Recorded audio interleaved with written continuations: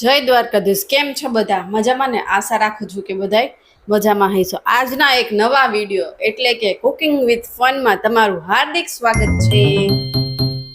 તો આ બધું જોઈને તમને ખબર તો પડી જ ગઈ હશે।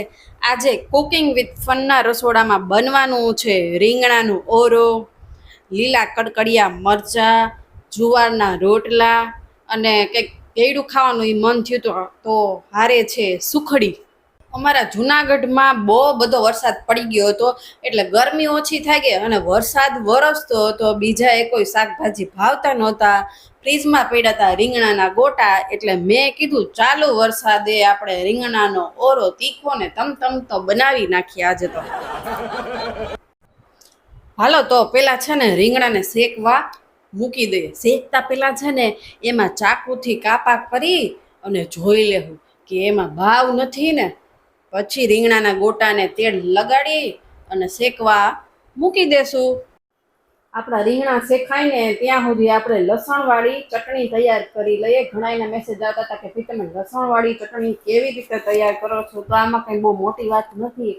જે લોકો ન કરતા હોય ને એને ન ખબર હોય, પણ અમારા સૌરાષ્ટ્રમાં કાઠિયાવાડી જેટલા આવી છે ને એ બધાને તો ખબર જ હોય છે।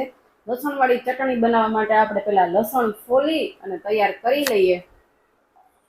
ત્યાર પછી એમાં મીઠું અને ચટણી નાખી અને હારી પેટ કૂટડી નાખવાની। લ્યો આપણી લસણવાળી ચટણી ખંડાઈ ગઈ। પણ જો તમારે સ્ટોર કરવી હોય વધારે દિવસ માટે તો છે ને એને મિક્સરમાં પીસી લેવાનું નાના ખાનામાં, અને પછી છે ને થોડુંક તેલ નાખી દેવાનું, એટલે છે ને તમારી ચટણી એવી ને એવી રહે। ખરેખર ખાલી તમે લસણ નાખો ને એના કરતાં તમે જે લસણવાળી ચટણી નાખો ને એનો સ્વાદ જ કંઈક અલગ પડી જાય છે। એટલે બને ત્યાં સુધી છે ને લસણવાળી ચટણીનો ઉપયોગ કરો ને તો વધારે સારું। વરસાદ ચાલુ છે ને વાતાવરણ થઈ ગયું છે બહુ ઠંડુ, એટલે આપણે અહીંયા રીંગણાના ઓરામાં છે ને આદુ પણ નાખશું। એટલે આદુને છે ને આપણે ઝીણી ખમણીની મદદથી ખમણી લેવું, જેથી કરીને છે ને છોકરાને ખબર ન પડે। આપણું આદુ ઝીણી ઝીણી ખમણીની મદદથી ઝીણું ઝીણું ખમણાઈ ગયું છે। હવે આપણે લીલા મરચાંને પણ ઝીણા ઝીણા સુધારી લેવાના છે। હવે રીંગણાના ઓરામાં મહત્વનો ભાગ ભજવતી એટલે કે ડુંગળીને પણ આપણે સુધારી લેવું। ઘણા રીંગણાના ઓરામાં ઝીણી ઝીણી ડુંગળી નાખે છે, પણ હું અહીંયા એકદમ ઝીણી ઝીણી સુધારેલી ડુંગળી નથી નાખતી, માપે મેળે। ટૂંકમાં બહુ મોટાઈ બટકા નહીં, બહુ નાનાઈ બટકા નહીં, માપે મેળે વચગાળાના બટકા સુધારું છું, એનાથી ખબર પડે કે ભાઈ ડુંગળી મોઢામાં આવી। હાવ ઝીણી સુધારીને નાખીએ ને તો પછી ગ્રેવી જેવું થઈ જાય। ડુંગળી તો બહુ તીખી બાપા, ડુંગળીએ તો મને રોવડાવી દીધી। હવે આપણે ટમેટા પણ સુધારી લે। ટમેટા હું ઝીણા નથી સુધારતી, મોટા બટકા જાય દીધે દે ધનાધન 110ની સ્પીડમાં આવો। આપણા રીંગણાના ગોટા મસ્ત શેકાઈ ગયા છે, ગુલાબીમાંથી થઈ ગયા છે કાળા ભમર જેવા। હવે આપણે આ રીંગણાની છાલ ઉતારી રહેવું। છાલ ઉતારતી વખતે હું પાણીમાં હાથ એટલા માટે બોળું છું કેમ કે આ રીંગણા છે ને બહુ ગરમ છે, એટલે પાણીમાં હાથ બોરતા જાય ને તો છાલ ઉતારવામાં છે ને બહુ વાંધો ના આવે ને એટલે આપણે રીંગણા શેકવા મૂક્યા ત્યારે તો ચેક કર્યું હતું કે આમાં બાવ નથી ને, પણ રીંગણા શેકાઈ જાય પછી એમાં છે ને ઝીણી આંખે જોવાનું કે આમાં બાવ નથી ને, આમાં છે ને ક્યારેક ખબર ન પડે એટલે કહું।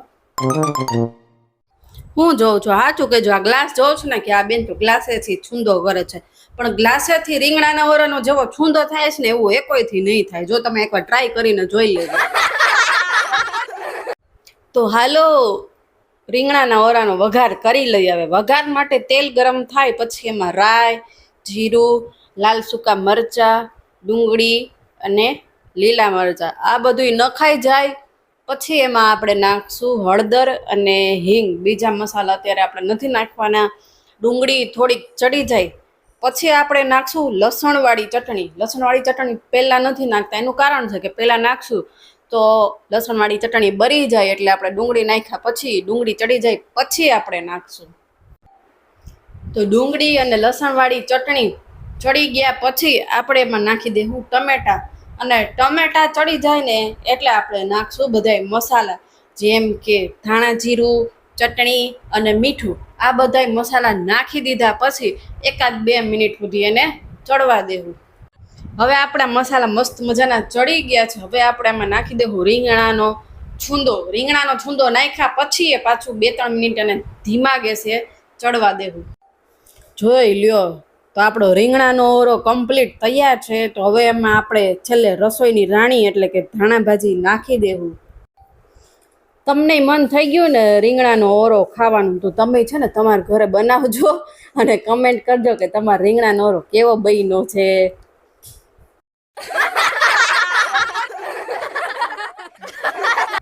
હવે વારો છે કડકડિયા મરચાનો, જે અમારા ઘરમાં છે ને બધાને બહુ ભાવે છે.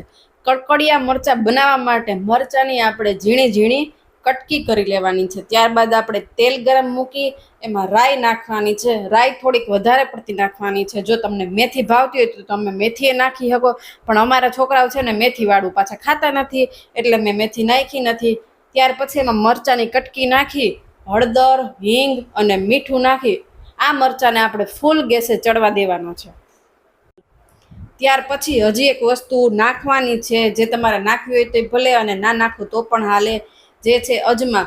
અજમા નાખવાથી શું કે વરસાદનું વાતાવરણ છે તો ખાધેલું પચી જાય, અને આ તીખું બહુ ખાય તો વાંધો ન આવે, પેટમાં ન દુખે.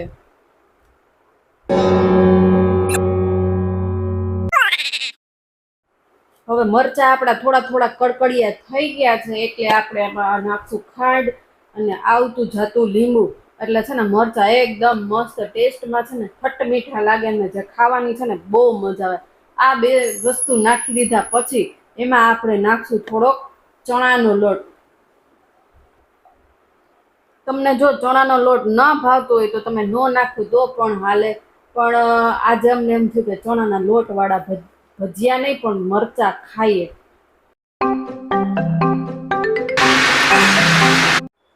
હવે વારો આવે છે રોટલાનો. રોટલામાં આજે છે ને બાજરાના લોટના રોટલા નથી, પણ આજે છે જુવાર, જેને કહેવાય કોક એમ કે જુવાર, પણ હું તો એમ કહું કે જુવારના રોટલા છે. તો આ જાહેરના રોટલા બનાવવામાં છે ને આ લોટને છે ને બહુ મહરવો પડે. બાજરાના રોટલા જેમ સરસ મજાના બની જાય ને એમાં આમ થોડીક પ્રોબ્લેમ પડે, પણ કાંઈ વાંધો નહીં, આપણાથી તો બની ગયા હતા. આ લોટને છે ને બને ત્યાં સુધી છે ને સેજ ઢીલો રાખવાનો, બહુ કઠણ નહીં રાખવાનો. જો કઠણ રાખશું ને તો આ જાહેરના રોટલા છે ને એ કોરેથી ફાટી જાય અને બનશે કેવા ખબર, ભાખરી જેવા.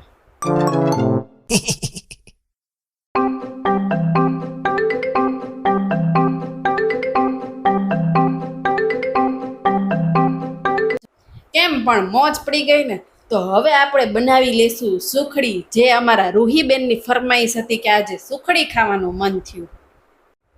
સુખડી બનાવવા માટે આપણે ઘી ગરમ મૂકી અને એમાં ઘઉંનો ઝીણો લોટ નાખી અને આપણે આ લોટને હાવ ધીમા ગેસે એકદમ કોફી કલરનો થાય ને ત્યાં સુધી શેકાવા દેવાનો છે. કોફી કલરનો, હા કોફી કલરનો તો થવા દેવો પડે, નહીતર છે ને લોટ કાચો રહી જાય. તો પછી અમારા ઘરમાં તો છે ને અમુક માણસો એમ કે આ સુખડી છે ને મને લોટ ખાતો હોય ને એવું લાગે, એમ કે મને જાડા લોટની હોય ને એ ભાવે.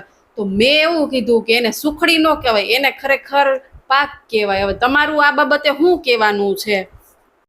હવે એ અમુક માણસો કોણ છે એનું નામ આપી દઉં, પણ તમે કોઈ છે ને એને કહેતા ને, એ અમુક માણસો છે ને અમારા રૂહીના પપ્પા જ છે. એ એમ કે આને સુખડી ન કહેવાય, મને છે ને આમાં લોટ કાચો લાગે.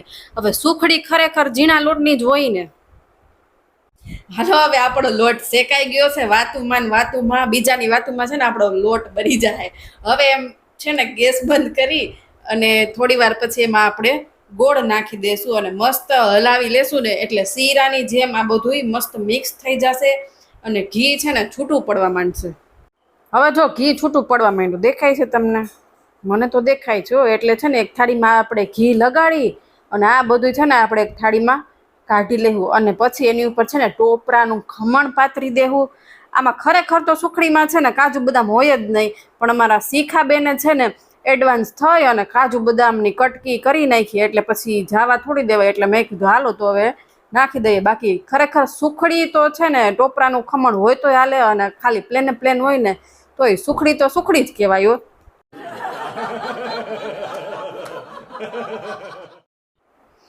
તો બધાય સૂકા મેવા પથરાઈ ગયા છે. સૂકા મેવા પથરાઈ ગયા પછી આપણા સુખડીના ઢેફલા પાડી લઈએ તો તૈયાર છે આપણી ગરમા ગરમ સુખડી. તો હવે આટલું બધું બની ગયા પછી કોને ભૂખ ન લાગે? અમને તો બહુ ભૂખ લાગી ગઈ એટલે અમે બધાય તો બેસી ગયા જમવા. રીંગણાનો ઓરો, જાહેરનો રોટલો અને મલાઈવાળું મોરું દહીં અને કડકડિયા મરચાં તો ખરા જો, અને હારે સુખડી તો ખરા જો. તો આજનો આ મારો વિડીયો જો તમને ગમ્યો હોય તો લાઈક કરી અને તમારા ગ્રુપમાં શેર ભૂલ્યા વગર કરી દેજો. અને જો નવા હોય ને તો મારી ચેનલને સબસ્ક્રાઈબ કરી દેજો.